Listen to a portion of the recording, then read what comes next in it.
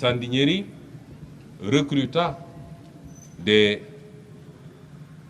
Sénégalais ici à Bignona et les mena de force en France lors de la Première Guerre mondiale.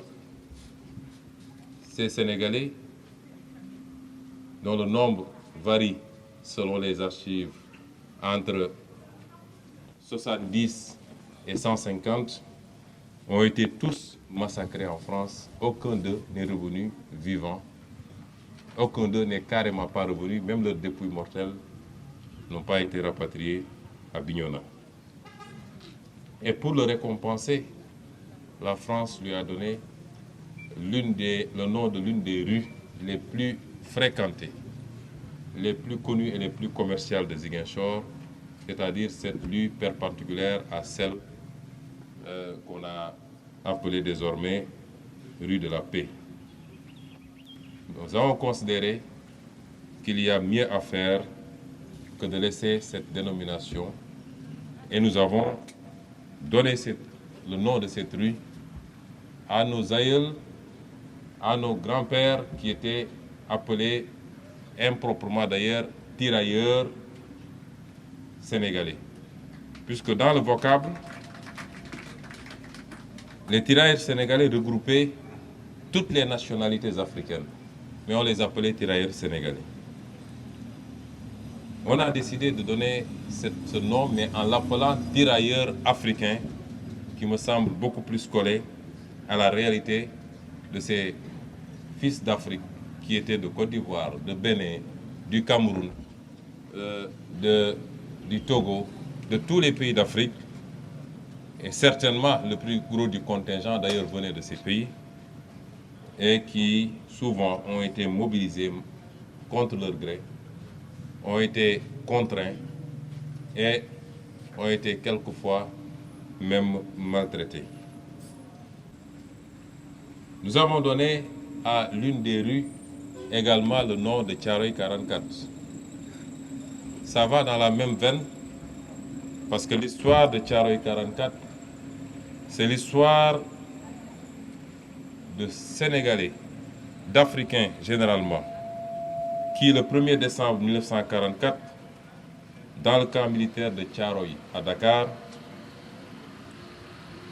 avaient été lâchement assassinés par le haut commandement français qui fit ouvrir le feu sur ces soldats africains désarmés. Ces soldats revenaient de plusieurs années en Europe où, suite à la débâcle de juin 1940 de l'armée française, ils avaient été faits prisonniers.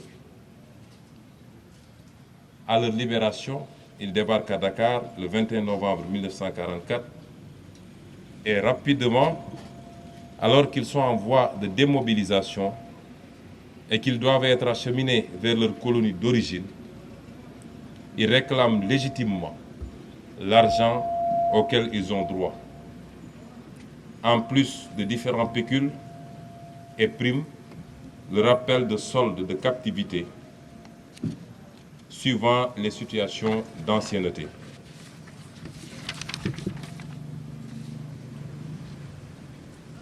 Suivant les situations d'ancienneté, de grade pour chaque soldat, correspondant aux sommes les plus importantes que chacun d'entre eux devait percevoir.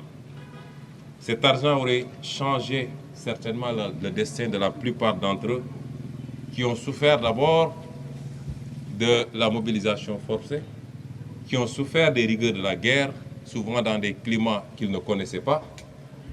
Imaginez un Sahélien qui se retrouve sous la neige du jour au lendemain, mais qui ont souffert également des rigueurs de la détention dans les geôles allemandes. Cet argent aurait certainement permis de changer le destin de la plupart de ces jeunes hommes, en majorité provenant de milieux ruraux et très modestes.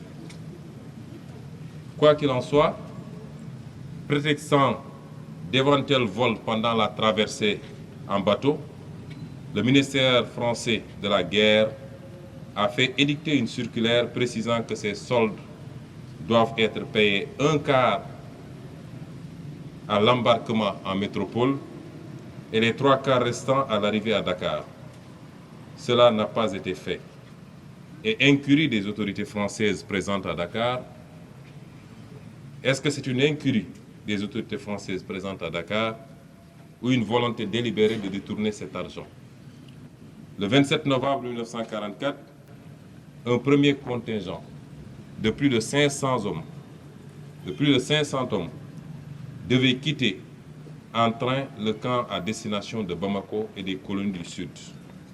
N'ayant pas été payés, ces hommes tout naturellement refusent de partir. Cela occasionne la visite le lendemain du général Dagnan. Que se passe-t-il alors? Celui-ci, selon ses dires, estime qu'il a failli être pris en otage par les tirailleurs. Peut-être a-t-il été bousculé? Les archives sur ce point restent lacunaires. Cela semble insupportable pour cet officier supérieur. Le soir même, il décide de monter une opération de répression.